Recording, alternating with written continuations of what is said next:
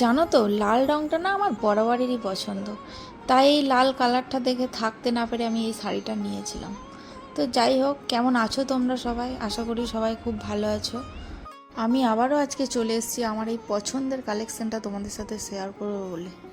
আমি এই শাড়িটা নিয়েছিলাম আমার রেজিস্ট্রিতে পরার জন্য। তো সেই তখনই পরেছিলাম।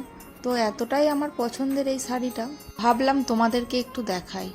আমি যাচ্ছিলাম একটা অনুষ্ঠান বাড়িতে, তার আগে আমি ভাবলাম তোমাদের সাথে একটু শেয়ার করি আমার এই শাড়িটা। এটা একটা ডোলা সিল্ক, এটা আমি নিয়েছিলাম একটা ফেসবুক পেজ থেকে।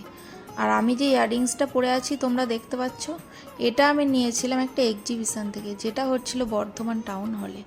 তোমাদের যদি কারোর এই শাড়িটা খুব ভালো লেগে থাকে তাহলে আমাকে কমেন্ট করো, আমি অবশ্যই তোমাদেরকে ডিটেলসে বলে দেবো পেজের নাম।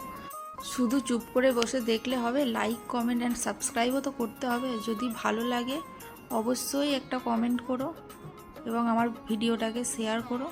আজ এই পর্যন্তই, দেখা হবে কোনো এক নেক্সট ব্লগে। ভালো থেকো, সুস্থ থেকো।